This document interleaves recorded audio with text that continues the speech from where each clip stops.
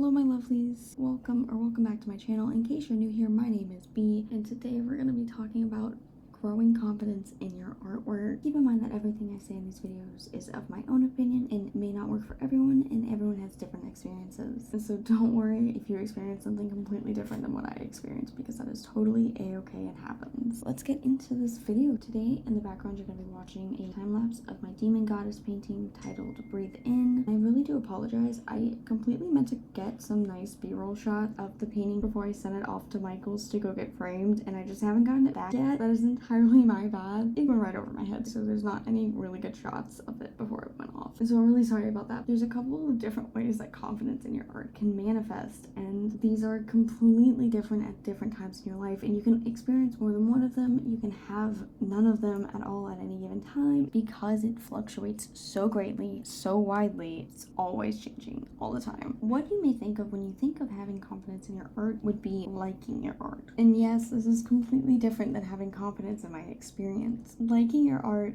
all on its own is a completely different thing than having confidence in your art. Looking at a piece of artwork that you're working on, or that you made in the past, and saying, yeah, I like this piece of work. That's completely different than confidence, but it is a way that it can manifest. And you can turn around and look at the exact same piece later on and no longer like it. It is not the end-all be-all when it comes to being confident in your artwork. Trust me. It's a-okay if you don't like every single piece of artwork you make. You can still be confident in your art and yourself as an artist. You also can experience being confident in your art. Being confident in your art can look more like when you have an idea, or you have a sketch, or you have this concept that you're thinking of, and you're confident that you can make that art, or that you have the abilities, talent, skills, whatever you want to call it, to create something. You have worked hard. This can fluctuate all of the time. It's always changing, and it's very hard to always have a grasp on, because there are some times you're gonna try to up your prices in art, or you're gonna try something new, and your confidence, it might dip a little bit, and that's okay. That's important, because you're gonna turn around and you're gonna do it all over again. That confidence is gonna shoot right back up, okay? It's gonna be so good. It's gonna be such a vibe. B, you're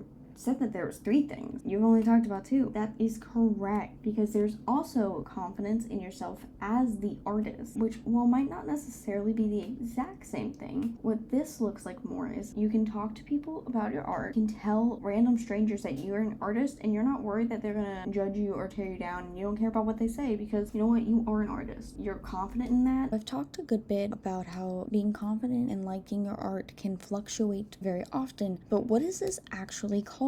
This is what I like to refer to as the S-curve of art. It's the separation between your taste or standard and where your art actually is. This can vary depending if you're talking about style or skill level. So if you're talking about style, you're talking about the difference between your taste and what your current style is. And if you're talking about skill, it's talking about where your standard in terms of mastery and craftsmanship and general skills are versus where you are. And these 2 different S-curves can very much affect your confidence in art, whether you like your art, whether you're confident in it, and both of those together are what creates your confidence as an artist, if that makes any sort of sense. So because it's an S-curve, it's constantly going up and then down and then back up again. That's completely normal, and you shouldn't be upset or afraid of this. You should definitely try to work with it. So when the S-curve goes down, you can always work on more personal projects or focus a little bit more on your fundamental skills. And then when your S-curve's up, maybe be a little bit more ambitious, because if you have that, because if things are going your way, you might want to just lean into it a little bit. But what does this all even mean? Fundamentally, it means that the term confidence in your art, it doesn't even matter, because ultimately that S-curve, it's gonna fluctuate, it's gonna change. You will never just be confident or just dislike your art. And that is a-okay, that is totally fine and perfect and normal, and you shouldn't let it dictate your actions, your mental health, how you do your art. So with all of that being said, and all of that basic information out of the way, how do you gain confidence in your art? Or how do you help yourself with art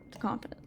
There's a couple of different ways you can do this, and all of these are gonna sound so much easier than they are to actually implement into your life and mental health. And fully aware of that, let's dive into this. So the first thing you're gonna wanna do is stop comparing yourself and your artwork. Of course, that's easier said than done, but how do you actually stop doing that? When you see a piece of art, whether it be yours or someone else's, you're gonna go, this is good, or I think this is bad, and you're not gonna say stuff like, oh, they're better than me, oh, I can do better than this, whatever the case case might be. You're not going to compare yourself, okay? Because that person might not like that piece, or they might really like it but hate something else they did a week later. Everyone has the same S curve you're going through, and that's okay. So it's a lot easier said than done, but definitely don't compare yourself to others and don't compare yourself to your past self. What's another thing that you can do to gain confidence in your art, you may be asking? Because that is so obvious, right? Practice. Just make work. Because the more work you create, the more practice you'll be getting, and the more you work on it, the better that fluctuation will be in your favor. Plus, not to mention the fact that the more you create, the much more likely you are to make something you actually like, okay? And that you can be proud of and be confident in. If nothing else, you can always be proud of the fact that you are an artist and that you are making work, and that's what matters, okay? So practice, always make work, and don't compare yourself to others. It sounds like 3 really simple things, but really, it's just that simple. Those are the fundamental things you implement into your life that over time will make you more confident in your art overall. Because it's not really about the day-to-day, it's about how you feel in a week. It's about how you feel overall, not how you feel on a minute-to-minute basis. I hope I didn't ramble too much in this video, and I hope it really made sense to you guys, and if it helped you or explained something that will help you in the future, let me know. Thank you all so much for hanging out with me, and I hope to see you all in the next video. Goodbye, my lovelies.